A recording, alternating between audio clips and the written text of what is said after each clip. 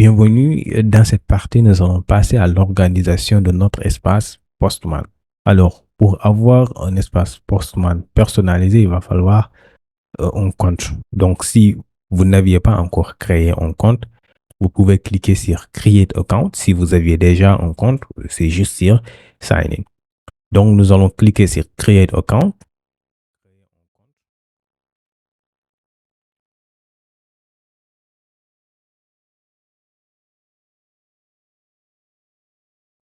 Et voilà, là, donc, on est redirigé sur une page, donc sur notre navigateur. Donc, on demande de donner notre email, nom d'utilisateur et ensuite le mot de passe. Si vous voulez aussi, vous pouvez créer votre compte avec Google. Donc, ce serait plus simple hein, d'utiliser Google Authentication. Donc, après, bon, c'est à vous de voir. Créer un compte. Ceux qui veulent donner leur email, username et password, vous faites ça. Ensuite, vous cliquez sur Create Free Account. Sinon, vous cliquez sur, voilà, ici, Sign up with Google. Voilà, si cela est fait, vous aurez en fait un check en vert et un message que votre compte a été créé avec succès. Donc, vous pourrez l'ouvrir donc dans Postman. Et là, donc, on aura deux fenêtres, l'ancien et le nouveau, donc qui est en train de charger.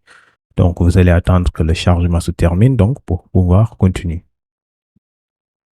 Ensuite, là, vous donnez juste un nom d'utilisateur. Par exemple, moi, je vais mettre Jam tout simplement. Et vous sélectionnez un rôle si vous êtes analyste, back-end développeur ou quoi que ce soit. Donc, moi, je vais mettre back-end développeur. Ici, je mets sur Get Started. Voilà, super. Donc, l'espace est bien créé. Nous avons tout ça. Voilà, super. Donc, vous pouvez fermer en fait l'autre fenêtre de Postman. Donc, juste là.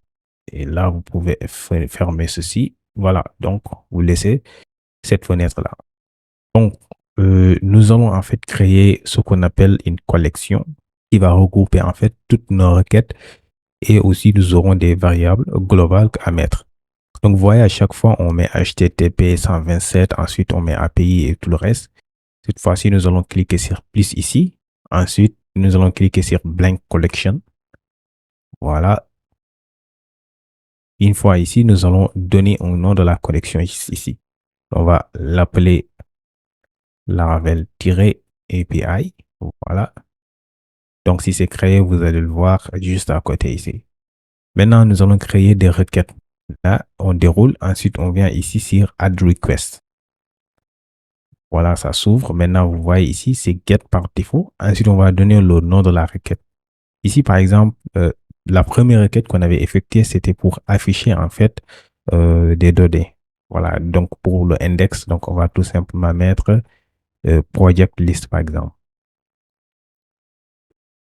Project-list. Voilà. Ensuite, ici, l'IRL, c'est HTTP. Donc, je vais choisir l'un d'entre eux. Voilà. Donc, l'IRL project list, c'était get, en fait, tout ça. Alors, même si on clique, vous allez voir qu'on va récupérer tout simplement le message qu'on avait mis depuis le début. Voilà. Donc, vous voyez, message ici, hello world, name Jam Yellow. Super. Donc, on va enregistrer. Donc, vous cliquez sur save. Super. Donc, ça, c'est déjà bon. Je vais juste fermer ça et le overview aussi.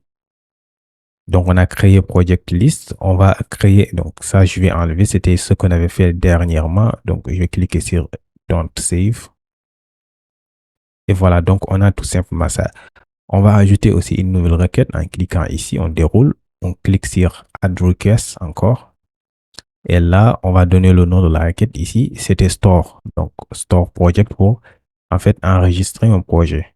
La création d'un projet. Donc, store-project. Voilà, super. Donc, ici, l'IRL, donc c'était post en fait. Et l'IRL, c'était HTTP project. Voilà ça. Donc, post, on met ça. Et dans le body, ici, voilà, on va cocher ça. On va donner les attributs. On avait en fait name, le nom du projet. On avait aussi description. Super. Après, on va donner des valeurs donc qui nous permettent d'enregistrer. Donc là, si c'est bon, on clique sur enregistrer. On avait aussi une autre requête. Donc, c'était pour, en fait, afficher un projet. Donc, avec son identifiant, on vient juste là. On clique sur Add Request. Ici, on va dire tout simplement show-project. Super. On enregistre. Et là, c'était get. On va donner l'URL. Donc, c'était ça.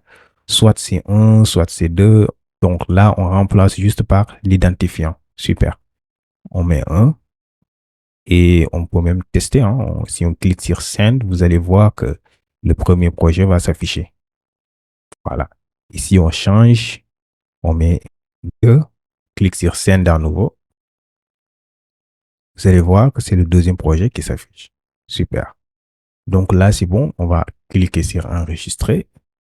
Donc, pour les prochaines sections, nous allons procéder ainsi. Nous allons juste venir là, dérouler, cliquer sur Add Request, ajouter la requête correspondante. Donc, ce qui va suivre, c'est-à-dire la modification d'un projet. Par exemple, si je veux modifier le projet Dev App Desktop, je dois créer une nouvelle requête.